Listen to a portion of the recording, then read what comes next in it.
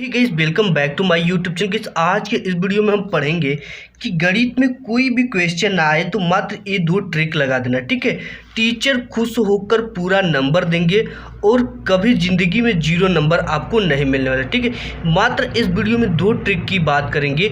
अगर ये दो ट्रिक आप बोर्ड एग्जाम में अपने लगा देते हो तो 101% आपको मार्क्स मिलना ही मिलना है, आपको नंबर मिलना ही मिलना है और आप कभी ज़िंदगी में फेल नहीं होगे। ठीक है, बिल्कुल आप कुछ भी गणित में नहीं पढ़े हो तो ये जो ट्रिक है वो आपके गणित के कोई भी क्वेश्चन में आप लगा सकते हो।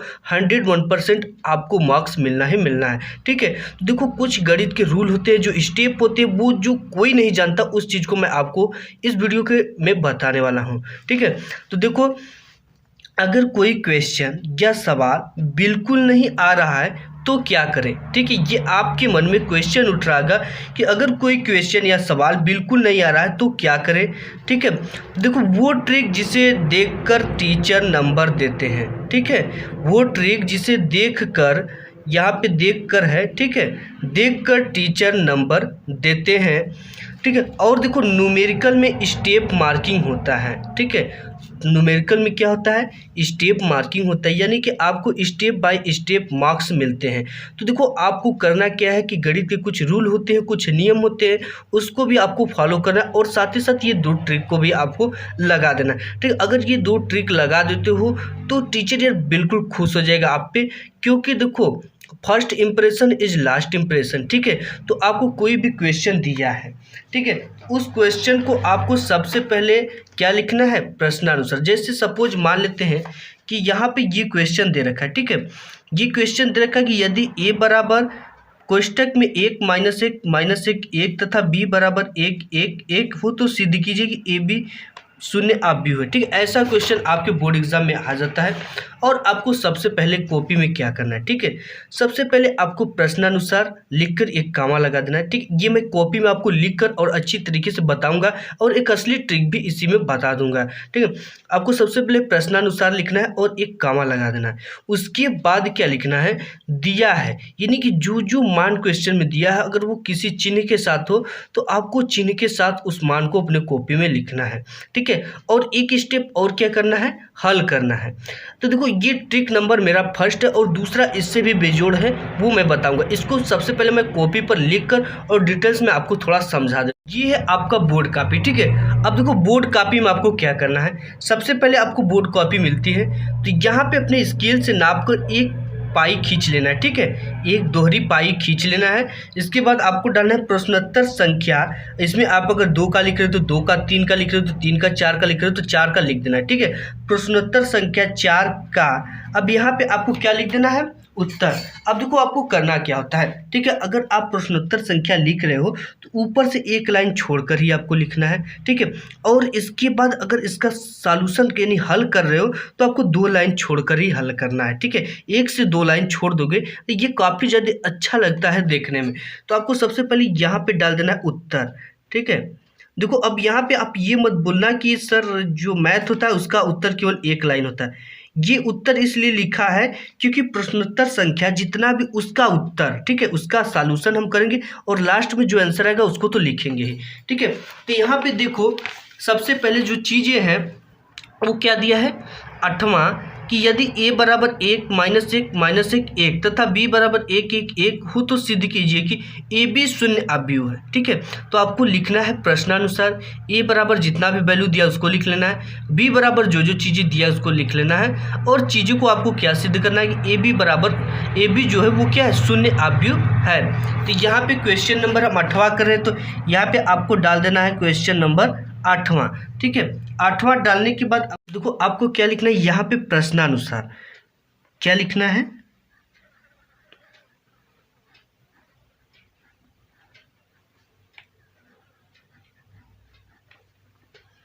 ये लिख दिया आपने प्रश्नानुसार।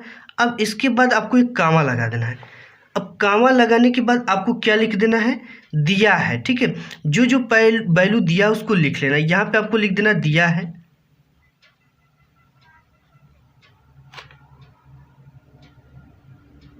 क्या क्या चीज़ें दिया है तो यहाँ पे आप क्वेश्चन पे देख सकते हो कि 8वां a बराबर 1 -1 -1 1 दिया है। ठीक है, इसको हम लिख लेते हैं। तो ए बराबर आपका दे रखा है कोष्टक में 1 माइनस 1 और बी बराबर आपका क्या दे रखा है, बी बराबर दे रखा है 1 ठीक है। तो यहाँ पे भी लिख लेंगे बी बराबर 1 ये चीज़ें आपको ब्लैक पेन से करनी है, ठीक है।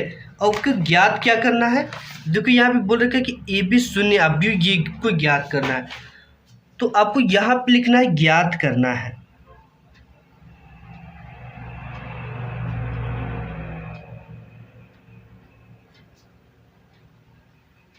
कि ए और बी शून्य अवयव है, ठीक है।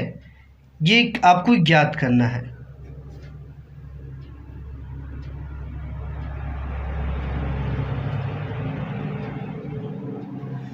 ये चीज़ें आपको लिख देना है कि ज्ञात करना है कि ए बी क्या है, शून्य अवयव है, ठीक है। अब देखो आपको क्या करना है, इसके बाद यहाँ पे आपको डाल देना हल। ये चीज़ें आपने डाल दिया हल के बाद, ठीक है, ये क्वेश्चन दिया, इतना स्टेप आपने कर लिया, ठीक है।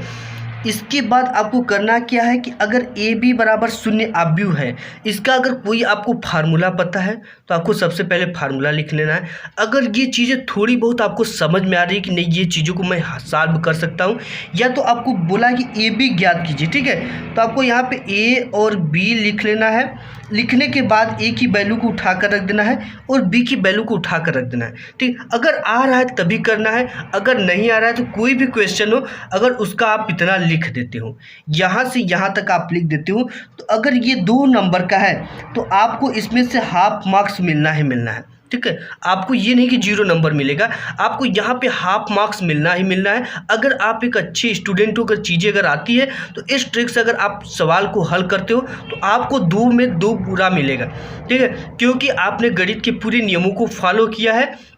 तो यहाँ से ए बी बराबर ए की वैल्यू जो है उसको आपको फिलअप कर देना है, यहाँ से 1 माइनस 1, ठीक है। अब यहाँ पे क्या है, कुछ नहीं तो इंटू का चिन्ह होता है, तो दूसरा क्या बी की वैल्यू जो है वो दिया है 1 इसको पुट कर देना, ठीक है। अगर आपको इसमें मल्टीप्लाई होता है, अगर चीज़ें आ रही है तब आप कर सकते हो तो और अच्छी बात है। अगर नहीं आता तो आपको यहाँ पे हल तक लिखने के बाद अगर जो चीज़ें पूछा है वो लिख लीजिए, अगर दिया है वैल्यू तो उसको लिख लेना है, ठीक है। ये ट्रिक नंबर फर्स्ट है। और ट्रिक नंबर दूसरा क्या है, इससे भी बेजोड़ है। ट्रिक नंबर हमारा दूसरा है वो क्या है कि अगर आपको कोई भी क्वेश्चन नहीं आता है तो उसे छोड़ो मत, उसे ऐसे लिखो आपको जो नंबर है 101% मिलेगा ही मिलेगा, ठीक है। तो आपको कैसा लिखना है, ये जो दूसरा ट्रिक है वो काफ़ी कमाल की ट्रिक है। तो आइए देख लेते हैं दूसरा ट्रिक। दूसरे ट्रिक के लिए आपको क्वेश्चन बिल्कुल ध्यान से पढ़ लेना है, ठीक है। पढ़ने के बाद क्या करना है कि सबसे पहले इसमें वही प्रोसेस करना है, आपको कॉपी खींचना है, एक लाइन छोड़ के प्रश्नोत्तर संख्या 8 है तो यहाँ पे आपको 8 डाल देना है, ठीक है। डालने के बाद यहाँ पे इसका उत्तर लिखना है। उत्तर के बाद आपको वही क्वेश्चन जो क्वेश्चन दिया है, ठीक है, यदि ए बराबर, जैसे इसमें आप देख सकते हो कि क्वेश्चन दे रखा है यदि ए बराबर इतना बी बराबर इतना तो सिद्ध कीजिए कि ए बी शून्य अवयव है। तो यहाँ पे वही क्वेश्चन बिल्कुल सेम वही क्वेश्चन आपको उतार देना है, ठीक है। देखो यदि ए बराबर इतना तथा बी बराबर 1 है तो सिद्ध कीजिए कि ए बी जो है वो शून्य अवयव है, ठीक है। तो यहाँ पे वो क्वेश्चन लिखने के बाद और क्या करना है, ठीक है। अगर ये 4 नंबर का अगर ये आपको क्वेश्चन आ जाता है बोर्ड एग्जाम में, अगर यार आप केवल क्वेश्चन लिख देते तो हाफ मार्क्स आपको क्वेश्चन पे मिलता है, ये चीज़ें जान लो। अब देखो इसमें और क्या करना है आपको, इतना लिखने के बाद और जो पीछे मैंने प्रोसेस बताया कि आपको क्या लिखना है प्रश्नानुसार, उसके बाद लिखना है दिया है, जो वैल्यू दिया है उसको लिखने के बाद आपको हल लिखना है। अगर इसके कुछ फार्मूले याद हैं, अगर कुछ चीज़ें अगर आप इसको सॉल्यूशन करने का थोड़ा बहुत कोशिश करते हो तो आपको करना है, इसलिए करना है। अगर आपको सवाल नहीं आता तो फिर भी कोशिश करना है, क्योंकि जो मैथ होता है मैथ में जो होता है स्टेप मार्किंग होता है। अगर ये नहीं कि आपने पूरे स्टेप किया और जाकर लास्ट में गलत आंसर लिख दिया तो आपको ये नहीं है कि वो क्या है कि आपको नंबर नहीं मिलेंगे, आपको नंबर मिलेंगे ही मिलेंगे, क्योंकि इसमें स्टेप मार्किंग होता है, ठीक है। तो आपको अगर आंसर लिखते हो तो लास्ट में कोई भी आंसर आता है जैसे शून्य ही आंसर आ गया, ठीक है, तो आपको इस तरह से ब्रैकेट में ब्लैक पेन से करने के बाद इस तरह से आपको आंसर लिख देना है, ठीक है। और इसके साथ ही अगर आपके सामने बहुत ज़्यादा मजबूरी आ गई, अगर कोई भी चीज़ें नहीं समझ में आ रही तो आप क्या कर सकते हैं, कोई भी क्वेश्चन अगर आपको अच्छी तरह से सॉल्यूशन आता है तो इसकी जगह पे प्रश्नोत्तर संख्या इतना डालकर लिख सकते हो। देखो अब इसका मैं ये नहीं कह रहा हूँ कि आपको लिखना है, इसका फ़ायदा क्या होगा कि अगर आपको जैसे कि आपका जो 23 मार्क्स है, चाहे जितने भी मार्क्स आपकी पासिंग मार्किंग है, अगर उसमें से आपका 17 मार्क्स आ रहा है तो टीचर क्या करता है कि जो आपने दूसरा सवाल लिखा है उस पर भी वो आधा 1-2 नंबर देकर आपको पास करने की कोशिश करने लगता है। ठीक है, तो ये चीज़ें आपको ध्यान देना है। तो आज की वीडियो में इतना ही। अगर वीडियो पसंद आए तो वीडियो को लाइक कर देना।